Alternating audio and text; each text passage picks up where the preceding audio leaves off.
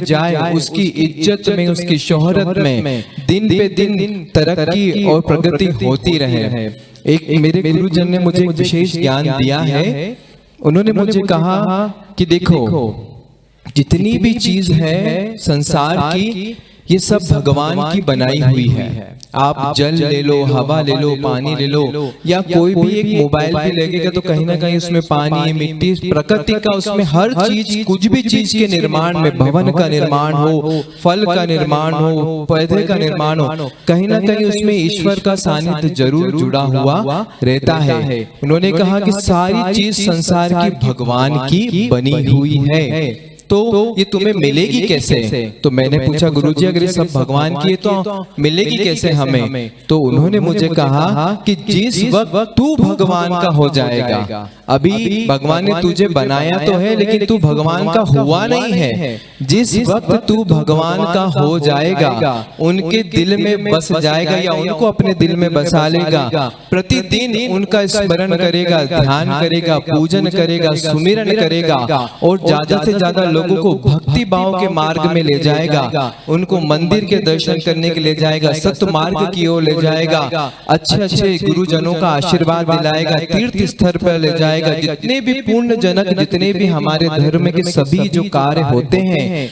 उन सभी कार्य में ज्यादा से ज्यादा लोगों का सहयोग लेगा, या सहयोगी रूप में अगर उनको सबको 1 रुपया भी, एक फल भी, एक फूल भी आपके कहने मात्र से अगर कोई लोग चढ़ा देगा, तो उस रोज समझ लेना तू भगवान का प्रतिनिधित्व बन गया है, तेरे पर भगवान की कृपा बन गई है। तो मैंने उस रोज से निर्णय लिया कि मैं कुछ भी काम करूंगा तो ज्यादा से ज्यादा लोगों को उसमें जोड़ूंगा, कि उसका भले 1 रुपया भी उस आयोजन में लगे, भले वो 1 अंश भी उसका आयोजन में, चावल भी उस आयोजन में अगर उसको लग जाता है तो ईश्वर की कृपा जरूर उस पर होती है। देखिए, एक बड़ी ही अच्छी सी कहावत है, एक अच्छा सा उदाहरण समझो कि ईश्वर कैसे कृपा करता है, ये समझो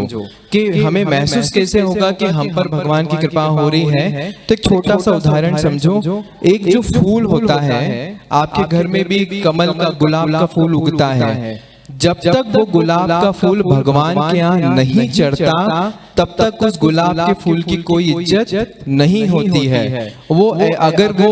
भगवान के यहाँ का चढ़ा हुआ होगा तो आप उसको मस्तक पे लगाओगे, हृदय पे लगाओगे, आंखों पे लगाओगे, अपने पुस्तक में रखोगे, अपने धन के रखो में, और वही गुलाब का फूल अगर किसी को दे दिया जाएगा तो वहां वो कचरे में पड़ा मिल जाएगा। लेकिन ईश्वर के छूने मात्र से ही, भगवान के मंदिर में जाने मात्र से ही एक फूल, एक पत्ता, वो बिलपत्ती आप सभी देखते हैं, वो बिलपत्ती इतनी पूजनीय हो जाती है कि उसको खाने मात्र से भी सारे रोग दूर हो जाते हैं। उसको हम रखते हैं। तो सुनो, समझो कि भगवान की चीज मात्र से है, भगवान के अनुयायी के छूने मात्र से, आज हमने पंडित जी को छू लिया, ये भगवान के दिन भर भक्ति करते हैं, तो देखो हमारे अंदर भी भक्ति का बीज जागृत हो गया। तो इसलिए कोई भी आपके परिवार में, घर में कोई भी भक्ति का मार्ग करे तो उसको नमन जरूर करो और उनसे आशीर्वाद लो कि जिस प्रकार से आप भक्ति मार्ग से जुड़े हुए हैं, मुझे भी भक्ति मार्ग से जुड़ाओ और मेरा भी सम्मान कराओ। भगवान की भक्ति करने से निश्चय ही ऐसा कोई भी इंसान नहीं होगा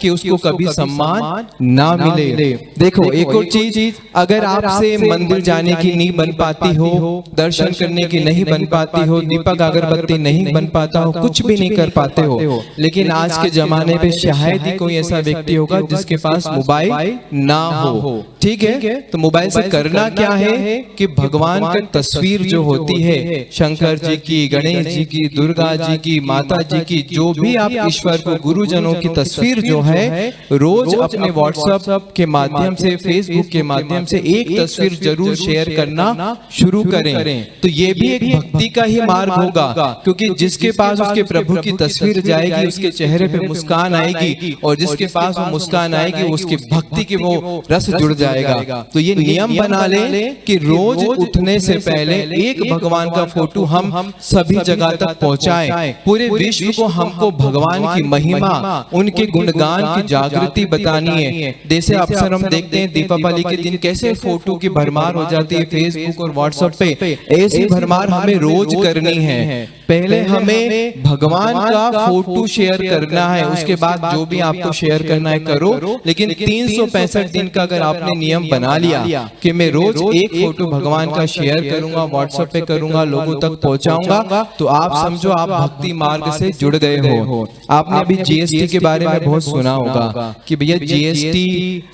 देते हैं हम, इनडायरेक्टली टैक्स चला जाता है जिसका पता नहीं चलता है, आप हर व्यक्ति के पास से टैक्स जाता है। वो कैसे जाता है? समझो हमने साबुन खरीदी तो उसमें 1-2 रुपए टैक्स के रूप में सरकार के पास, केंद्र सरकार के पास पहुंच जाता है, तो वो केंद्र सरकार उस पैसे से करती है, अपना रोड बनाती है, मकान रोड बनाती है, गरीबों को सहयोग करती है, या बहुत स्वच्छता का सारा काम वो करती है। तो हमको भी भगवान को टैक्स देना है, तो भगवान को टैक्स कैसे दें? यही हमारा माध्यम है, रोज किसी ना किसी रूप से भगवान की भक्ति में लोगों को जोड़ना है, सतमार्ग में जोड़ना है, उसको अपने धर्म की महिमा बतानी है, हमारे धर्म का प्रचार करना है, रोज एक फोटो को शेयर करना है। आपका जो है टैक्स ऊपर जमा हो रहा है, जैसे जैसे टैक्स बढ़ता जाएगा भगवान की नजर में, वैसे वैसे आपका गाड़ी बनती जाएगी, बंगला बनता जाएगा, मोटर बनती जाएगी, सब चीज बनती जाएगी। एक और बात विशेष ध्यान में रखो, जीवन में दुख बहुत ज्यादा होता है और सुख के पल बहुत कम।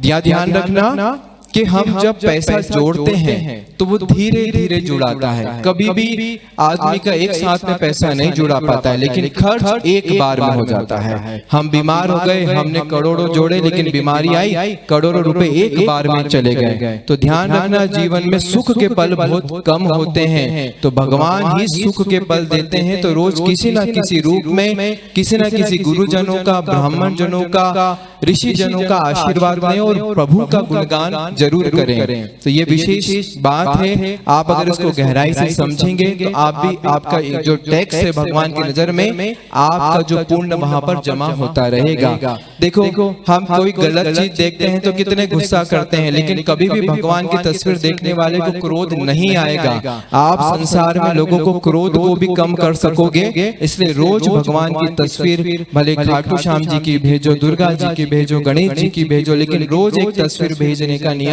बना लो। यही भी आपकी भक्ति का एक बहुत बड़ा मार्ग है। जीवन में उन्नति चाहते हो तो भक्ति मार्ग को जरूर चुनो और इससे जरूर जुड़ो, ईश्वर के एक ही गुणगान के साथ जुड़ो। और हमें किसी का मकान गिरा के अपना मकान नहीं बनाना है, हमें तो ये सोचो कि हमें इतना बड़ा मकान बनाना है कि पूरे संसार में हमारा ही मकान नजर आए। हमें लोगों को घर घर घर घर एक एक मोबाइल में रोज भगवान की तस्वीर पहुंचाना है कि उसको कहते जिस चीज को ज्यादा दिखाओगे वो एक दिन उसके पास पहुंच ही जाती है। तो ये नियम बनाना है कि मोबाइल के माध्यम से, बोल के माध्यम से, प्रवचन के माध्यम से, एक एक मोबाइल में जो है, भारत में तो विशेष तौर से ये होना चाहिए कि हर व्यक्ति का एक नियम होना चाहिए कि भगवान के प्रचार में वो जुड़ जाए, धर्म के प्रचार में जुड़ जाए। हमारा जन्म ही इस धरती की रक्षा करने के लिए, धर्म की रक्षा करने के लिए हुआ है, और अगर हम धर्म की रक्षा नहीं कर पाएंगे तो हम भगवान के सामने मुंह दिखाने के लायक भी नहीं होंगे। तो हमें सिर्फ भक्ति मार्ग से लोगों को जोड़ना है और ज्यादा से ज्यादा भक्ति मार्ग से लोग जुड़े। कोई भी सार्वजनिक कार्यक्रम हो, कोई पंडित अनुष्ठान कर रहा हो, कोई यज्ञ हो रहा हो, कोई भी विशेष धार्मिक कार्यक्रम हो रहा हो, तो अपना बढ़ चढ़ के सहयोग दें। मैं सभी पेपर वालों से, मीडिया वालों से, सभी से बड़ा ही खुश रहता हूं कि जैसे भी कोई भक्ति भाव का कार्यक्रम होता है वो उसकी खबर छापते हैं, उसकी न्यूज छापते हैं, तो उनको भी भगवान जो है वो कम से कम एक खबर लाखों लोगों तक पहुंचती है, तो उन्होंने लाखों लोगों तक प्रचार कर दिया। तो कितनी बड़ी बात है कि जितना ज्यादा आप भगवान का प्रचार करेंगे। मैं उन सभी मीडिया वालों को, चैनल वालों को, पेपर वालों को भी बहुत बहुत धन्यवाद दूंगा कि वो सभी लोगों को किसी न किसी रूप में रोज भक्ति मार्ग से जोड़े, और माँ भगवती ऐसी कृपा हम सभी पर, ब्राह्मण जनों पर, सभी पर करे कि वो हर व्यक्ति किसी न किसी रूप में भक्ति मार्ग से जुड़ता रहे। तो मैं आचार्य जी से कहूंगा कि ऐसी कृपा ब्राह्मण जन हम पर बनाए, संत जन हम पर बनाए कि आपके सानिध्य में रहते हुए हम ज्यादा से ज़्यादा से ज़्यादा भक्ति मार्ग से जुड़े और लोगों को भी इस भक्ति मार्ग से जोड़कर भगवान के शुभ पुण्य वाचन फलों का, सृष्टि के भगवान की जो बनाई हुई सृष्टि है उसका पुण्य लाभ लें और हमारी इज्जत में, सम्मान में दिन प्रतिदिन जिस प्रकार वो फूल की इज्जत हो जाती है, उस बेलपत्ती की इज्जत हो जाती है। हे प्रभु, तेरे शरण में आने के बाद मुझे भी संसार में इज्जत दिला देना, किसी के आगे में नकारा ना बनूं, ऐसी कामना से मां भगवती और गुरुजनों को कोटि कोटि प्रणाम है। तो मैं आगे की प्रक्रिया के लिए आचार्य से कहूंगा कुछ आप भी दो शब्द, जो मेरे से कोई अगर त्रुटि हुई हो कोई बातों में, तो आप भी कुछ विशेष